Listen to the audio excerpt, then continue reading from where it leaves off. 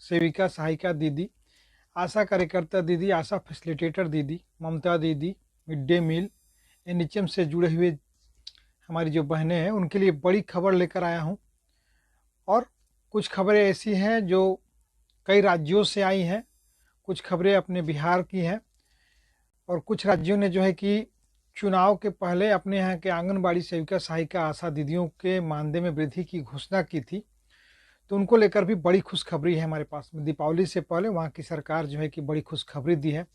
हम चाहेंगे कि वीडियो को आप अंत तक ज़रूर देखें और जानें कि यह किस राज्य की खबर है, क्योंकि कई लोगों ने, हम जब भी फील्ड में जाते हैं तो शिकायत करते हैं कि अपने राज्य की खबर नहीं चलाते हैं, अब दूसरे राज्यों की खबर चलाते हैं। तो आप तमाम लोगों से मेरा आग्रह रहेगा कि आप तमाम आंगनबाड़ी सेविका सहायिका दीदी हैं, चाहे आशा कार्यकर्ता, आशा फैसिलिटेटर दीदी हैं, ममता दीदी हैं, मिड डे मील रसोइया हैं, या एनएचएम कर्मी हैं, लगभग सभी राज्यों में आपकी जो है कि उपस्थिति है। इसलिए मैं सभी राज्यों की खबरों को अपने चैनल पर इसलिए चलाता हूं क्योंकि वो आपसे संबंधित है। अगर आप आशा कार्यकर्ता हैं तो वो भी आशा कार्यकर्ता है, अगर आप आंगनबाड़ी हैं तो भी आंगनबाड़ी है, आप ममता है तो वो भी ममता है, एनएचएम कर्मी हैं तो आप भी एनएचएम कर्मी है। इसीलिए सभी जगहों से संबंधित जो भी खबरें आती हैं, ताकि जो उस राज्य में हो रहा है वो आप लोगों तक पहुंच जाए। तो हम खबर में आगे बढ़ेंगे उससे पहले एक बार फिर सभी लोगों का स्वागत है। तमाम बड़ी दीदी, बड़े भाई, छोटी बहन, खासकर हमारी छोटी बहनें, उनका शिकायत रहता है। तो आप सभी लोगों का एक बार फिर स्वागत करते हुए खबर में आगे बढ़ेंगे। लेकिन आप लोगों से भी आग्रह है कि चैनल को सब्सक्राइब करें और वीडियो को अंत तक देखें और शेयर भी करें।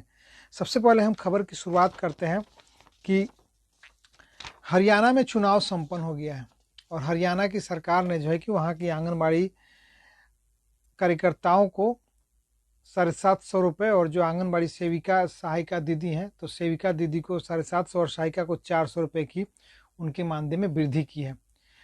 देखिए, आने वाले समय में दीपावली का बड़ा त्यौहार होने वाला है और इस अवसर पर सरकार के माध्यम से सभी आंगनबाड़ी कार्यकर्ताओं और सहायिकाओं को दिवाली का सबसे बड़ा तोहफा मिलने वाला है। ये हरियाणा की खबर है। आंगनबाड़ी कार्यकर्ता और सहायिकाओं के लिए अब बहुत ही बड़ी खुशखबरी देने जा रही है। सरकार के माध्यम से दिवाली के पहले महीने में भर्ती को लेकर काफ़ी बड़ा ऐलान कर दिया गया है।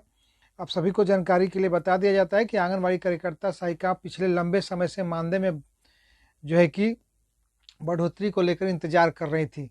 इस महीने में हरियाणा सरकार के माध्यम से आंगनबाड़ी कार्यकर्ताओं सहायिकाओं के मानदेय की बढ़ोतरी घोषणा कर दी गई थी, जिसके बाद से हरियाणा और सरकार के माध्यम से दिवाली और शपथ लेने से पहले ही उनके मानदेय में 750 रुपये से लेकर 400 रुपये तक की वृद्धि किए जाने का ऐलान किया था। उनका यह मानदेय अगस्त से ही लागू होगा। महिला एवं बाल विकास विभाग के माध्यम से इस संबंध में जिला कार्यक्रम और विकास परियोजना अधिकारी को पत्र जारी कर दिया गया है। ये हरियाणा की खबर थी। अब आइए आपको हम लिए चलते हैं बुहारनपुर। देखिए, सरौला उप स्वास्थ्य केंद्र में हुई आशा कार्यकर्ताओं की बैठक। यह उत्तर प्रदेश से बड़ी खबर, मध्य प्रदेश से बड़ी खबर है। सीएम हेल्पलाइन की पेंडिंग शिकायतों का घर जाकर निराकरण करेंगे कर्मचारी। और यह खबर जो है आशा दीदी, आशा फैसिलिटेटर दीदी से संबंधित खबर है। देखिए, सरौला सेक्टर सुपरवाइजर जग्गू चतुर्वेदी ने बताया कि आज दोपहर को आशा कार्यकर्ता और एएनएम के साथ समीक्षा बैठक की गई।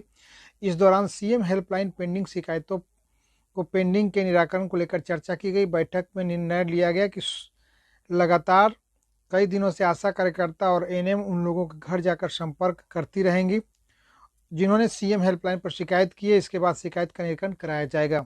इसके साथ ही बैठक में कहा गया कि सरकारी योजनाओं को लाभ दिए जाने के लिए लोगों से आधार कार्ड अपडेट कराने के केवाईसी कराने को भी कहा जाएगा, ताकि किसी प्रकार की परेशानी नहीं आए। इस दौरान सरौला सेक्टर के आशा कार्यकर्ता और एएनएम कार्यकर्ता भी मौजूद थी। बुरहानपुर में इस तरह की कई शिकायतें पेंडिंग है। इस समस्या से निपटाने के लिए स्वास्थ्य विभाग ने आशा कार्यकर्ताओं और एएनएम को घर घर भेजने का निर्णय लिया है और इससे लेकर आज शनिवार दोपहर तक सभी उप स्वास्थ्य केंद्र में बैठक हुई है। स्वास्थ्य विभाग की योजनाओं का लाभ नहीं दिए जाने सहित अन्य कई समस्याओं को लेकर लोग सीएम हेल्पलाइन पर शिकायत करते हैं। इन शिकायतों को संतुष्टि के साथ निराकरण करना विभाग की जिम्मेदारी होती है। जब तक शिकायतकर्ता संतुष्ट नहीं होता है तब तक शिकायत बंद नहीं होती है। वहीं देखिए, शिमला लिए चलते हैं। हिमाचल प्रदेश से बड़ी खबर है। आशा कार्यकर्ताओं के लिए मांगी अस्थायी नियति। आशा कार्यकर्ताओं को नियमित न करने पर लगातार कई दिनों से आशा कार्यकर्ताओं ने रोष जताया और उपायुक्त के माध्यम से मुख्यमंत्री को ज्ञापन भेजा है। हमीरपुर से बड़ी खबर है, हिमाचल से आशा कार्यकर्ताओं ने उनके लिए एक अस्थायी नीति बनाने सहित उन्हें नियमित करने की मांग की है। प्रतिनिधि मंडल के सदस्यों में किरण, पूजा, अंजू बाला, अनिता कुमारी, रानी कुमारी, मोनिका देवी, बीना कुमारी, बिमला देवी, रीना देवी, अनिता कुमारी, रीता देवी, परमिला देवी, रीना देवी, मोनिका, सुनीता, उमा, रचना आदि ने मांग की है कि आशा वर्करों की मौत होने पर भी मुआवजा दिया जाए। सरकार उन्हें कार्य करने के लिए अच्छे टैब उपलब्ध करवाएं। आशा वर्करों के खाली पदों को भी जल्द भरने के साथ अस्थायी नीति बनाई जाए। उन्होंने कहा कि काफ़ी लंबे समय से आशा कार्यकर्ता काम कर रही हैं, लेकिन उन्हें उचित मानदेय नहीं दिया जाता है। उन्होंने मांग करते हुए कहा कि जल्द ही आशा कार्यकर्ताओं के लिए अस्थायी नीति बनाई जाए और आशा वर्कर्स की लंबित मांगों को भी पूरा किया जाए। उन्होंने कहा कि कुछ आशा कार्यकर्ताओं की मौत भी हो चुकी है, लेकिन उन्हें आज तक कोई मुआवजा नहीं दिया गया है। किसी आशा वर्कर की दुर्घटना में मौत हो जाती है तो उस आशा वर्कर को सरकार को मुआवजा देना चाहिए। उन्होंने कहा कि आशा कार्यकर्ताओं को समय पर उनका इंसेंटिव भी नहीं मिलता है, तो कम से कम समय पर उनका इंसेंटिव भी मिले। और यह बड़ी खबर हिमाचल प्रदेश से आई हुई थी। लगातार सभी राज्यों की आशा कार्यकर्ताओं की एक ही मांगे हैं, इसलिए मैं इस खबर को चाहे किसी भी राज्य की रहती है तो अपने चैनल के माध्यम से आप लोगों तक पहुंचाने का प्रयास करता हूं। अब एक बड़ी खबर हमारे पास है एनएचएम कर्मियों से जुड़ी हुई। देखिए, स्वास्थ्य विभाग पिछले दिनों बिहार कैबिनेट की बैठक हुई थी। उस बैठक में 11 नंबर पर एक प्रस्ताव पारित हुआ था और उसमें जो है कि सामान्य प्रशासन विभाग के पत्रांक 6471 दिनांक 5/4/23 के आलोक में बिहार तकनीकी सेवा आयोग पटना के द्वारा अभिलिखित प्रतियोगिता परीक्षा के माध्यम से तकनीकी पदों पर नियुक्ति प्रक्रिया संपन्न किया जाना है। उक्त संदर्भ में स्वास्थ्य विभाग के अंतर्गत फार्मासिस्ट के पद पर नियुक्ति हेतु सेवा शर्तों आदि के मामलों में निष्पादन की कठिनाइयों के आलोक में बिहार फार्मासिस्ट संवर्ग नियमावली 2014 एवं बिहार फार्मासिस्ट संवर्ग संशोधन नियमावली 2019 में संशोधन करते हुए बिहार फार्मासिस्ट संवर्ग संशोधन नियमावली 2024 गठित किया जाना है। तकनीकी पदों पर चयन की कार्रवाई अंकों के आधार पर की जाती है।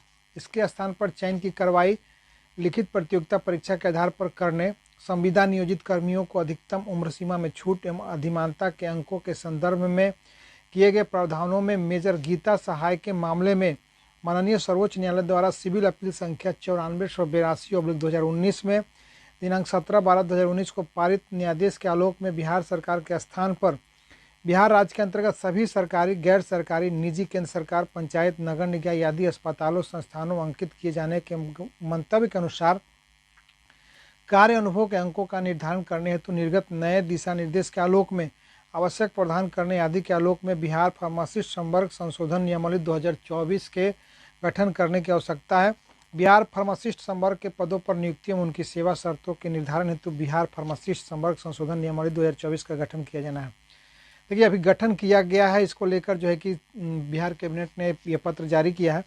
और बता दें कि जो बिहार में फार्मासिस्ट हैं अभी भी संविदा पर काम कर रहे हैं, आने वाले दिनों में जब उनकी सेवा अस्थायी होगी तो उन्हें भी परीक्षा देना पड़ेगा, लेकिन उन्हें जो है कि उनकी उम्र में छूट मिलेगा और उनके कार्य अनुभव को देखते हुए उन्हें जो है कि 25 अंकों तक जो है कि अतिरिक्त अंक मिलेंगे। ये बड़ी खबर हमारे पास में है। तो हमारी जानकारी अगर आपको अच्छी लगी होगी तो वीडियो को लाइक कर दें और चैनल पर नए तो चैनल को सब्सक्राइब कर दें और शेयर कर दें तो और अच्छा है। एएसबी तक न्यूज़ के लिए मैं विनोद सिंह, लगातार आपकी कठिनाइयों को लेकर हम सरकार तक जो है कि पहुंचाने का प्रयास करते हैं, इसलिए आप लोग भी एक विश्वास की नज़र से हमारे चैनल पर बने रहते हैं। तो सेविका, सहायिका दीदी, आशा कार्यकर्ता दीदी, आशा फैसिलिटेटर दीदी, ममता दीदी, मिड डे मील, एनएचएम से जुड़े हुए हमारी जो बहनें हैं उनके लिए बड़ी खबर लेकर आया हूं। और कुछ खबरें ऐसी हैं जो कई राज्यों से आई हैं, कुछ खबरें अपने बिहार की हैं और कुछ राज्यों ने जो है कि चुनाव के पहले अपने यहाँ के आंगनबाड़ी सेविका, सहायिका, आशा दीदियों के मानदेय में वृद्धि की घोषणा की थी। तो उनको लेकर भी बड़ी खुशखबरी है हमारे पास में। दीपावली से पहले वहाँ की सरकार जो है कि बड़ी खुशखबरी दी है।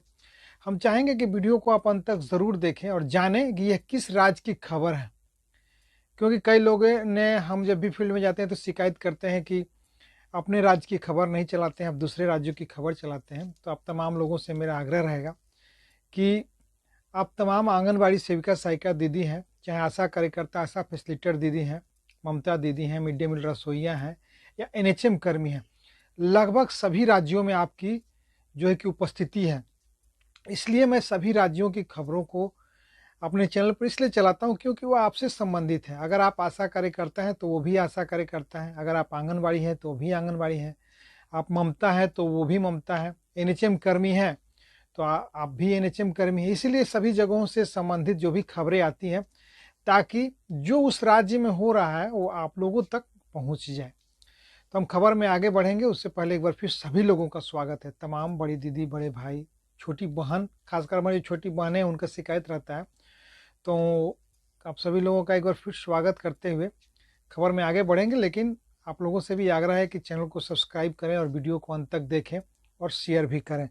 सबसे पहले हम खबर की शुरुआत करते हैं कि हरियाणा में चुनाव संपन्न हो गया है और हरियाणा की सरकार ने जो है कि वहाँ की आंगनबाड़ी कार्यकर्ताओं को 750 रुपये और जो आंगनबाड़ी सेविका सहायिका दीदी हैं तो सेविका दीदी को 750 और सहायिका को 400 रुपये की उनके मानदेय में वृद्धि की है। देखिए, आने वाले समय में दीपावली का बड़ा त्यौहार होने वाला है और इस अवसर पर सरकार के माध्यम से सभी आंगनबाड़ी कार्यकर्ता और सहायिकाओं को दिवाली का सबसे बड़ा तोहफा मिलने वाला है। ये हरियाणा की खबर है। आंगनबाड़ी कार्यकर्ता और सहायिकाओं के लिए अब बहुत ही बड़ी खुशखबरी देने जा रही है। सरकार के माध्यम से दिवाली के पहले महीने में भर्ती को लेकर काफ़ी बड़ा ऐलान कर दिया गया है। अब सभी को जानकारी के लिए बता दिया जाता है कि आंगनबाड़ी कार्यकर्ता सहायिका पिछले लंबे समय से मानदेय में जो है कि बढ़ोतरी को लेकर इंतजार कर रही थी। इस महीने में हरियाणा सरकार के माध्यम से आंगनबाड़ी कार्यकर्ताओं सहायिकाओं के मानदेय की भौतिक घोषणा कर दी गई थी, जिसके बाद से हरियाणा और सरकार के माध्यम से दिवाली और शपथ लेने से पहले ही उनके मानदेय में 750 रुपये से लेकर 400 रुपये तक की वृद्धि किए जाने का ऐलान किया था। उनका यह मानदेय अगस्त से ही लागू होगा। महिला एवं बाल विकास विभाग के माध्यम से इस संबंध में जिला कार्यक्रम और विकास परियोजना अधिकारी को पत्र जारी कर दिया गया है। ये हरियाणा की खबर थी। अब आइए आपको हम लिए चलते हैं बुहारनपुर। देखिए, सरौला उप स्वास्थ्य केंद्र में हुई आशा कार्यकर्ताओं की बैठक। यह उत्तर प्रदेश से मध्य प्रदेश से बड़ी खबर है। सीएम हेल्पलाइन की पेंडिंग शिकायतों का घर जाकर निराकरण करेंगे कर्मचारी। और यह खबर जो है आशा दीदी, आशा फैसिलिटेटर दीदी से संबंधित खबर है। देखिए, सरौला सेक्टर सुपरवाइजर जग्गू चतुर्वेदी ने बताया कि आज दोपहर को आशा कार्यकर्ता और एएनएम के साथ समीक्षा बैठक की गई। इस दौरान सीएम हेल्पलाइन पेंडिंग शिकायतों पेंडिंग के निराकरण को लेकर चर्चा की गई। बैठक में निर्णय लिया गया कि लगातार कई दिनों से आशा कार्यकर्ता और एएनएम उन लोगों के घर जाकर संपर्क करती रहेंगी जिन्होंने सीएम हेल्पलाइन पर शिकायत की है। इसके बाद शिकायत का निराकरण कराया जाएगा। इसके साथ ही बैठक में कहा गया कि सरकारी योजनाओं को लाभ दिए जाने के लिए लोगों से आधार कार्ड अपडेट कराने के केवाईसी कराने को भी कहा जाएगा ताकि किसी प्रकार की परेशानी नहीं आए। इस दौरान सरौला सेक्टर के आशा कार्यकर्ता और एएनएम कार्यकर्ता भी मौजूद थी। बुरहानपुर में इस तरह की कई शिकायतें पेंडिंग है। इस समस्या से निपटाने के लिए स्वास्थ्य विभाग ने आशा कार्यकर्ताओं और एएनएम को घर घर भेजने का निर्णय लिया है और इससे लेकर आज शनिवार दोपहर तक सभी उप स्वास्थ्य केंद्र में बैठक हुई है। स्वास्थ्य विभाग की योजनाओं का लाभ नहीं दिए जाने सहित अन्य कई समस्याओं को लेकर लोग सीएम हेल्पलाइन पर शिकायत करते हैं। इन शिकायतों को संतुष्टि के साथ निराकरण करना विभाग की जिम्मेदारी होती है। जब तक शिकायतकर्ता संतुष्ट नहीं होता है तब तक शिकायत बंद नहीं होती है। वहीं देखिए, शिमला लिए चलते हैं। हिमाचल प्रदेश से बड़ी खबर है। आशा कार्यकर्ताओं के लिए मांगी अस्थायी नियति। आशा कार्यकर्ताओं को नियमित न करने पर लगातार कई दिनों से आशा कार्यकर्ताओं ने रोष जताया और उपायुक्त के माध्यम से मुख्यमंत्री को ज्ञापन भेजा है। हमीरपुर से बड़ी खबर है। हिमाचल से आशा कार्यकर्ताओं ने उनके लिए एक अस्थायी नीति बनाने सहित उन्हें नियमित करने की मांग की है। प्रतिनिधि मंडल के सदस्यों में किरण, पूजा, अंजू बाला, अनिता कुमारी, रानी कुमारी, मोनिका देवी, बीना कुमारी, बिमला देवी, रीना देवी, अनिता कुमारी, रीता देवी, परमिला देवी, रीना देवी, मोनिका, सुनीता, उमा, रचना आदि ने मांग की है कि आशा वर्करों की मौत होने पर भी मुआवजा दिया जाए। सरकार उन्हें कार्य करने के लिए अच्छे टैब उपलब्ध करवाएं। आशा वर्करों के खाली पदों को भी जल्द भरने के साथ अस्थायी नीति बनाई जाए। उन्होंने कहा कि काफ़ी लंबे समय से आशा कार्यकर्ता काम कर रही हैं लेकिन उन्हें उचित मानदेय नहीं दिया जाता है। उन्होंने मांग करते हुए कहा कि जल्द ही आशा कार्यकर्ताओं के लिए अस्थायी नीति बनाई जाए और आशा वर्कर्स की लंबित मांगों को भी पूरा किया जाए। उन्होंने कहा कि कुछ आशा कार्यकर्ताओं की मौत भी हो चुकी है, लेकिन उन्हें आज तक कोई मुआवजा नहीं दिया गया है। किसी आशा वर्कर की दुर्घटना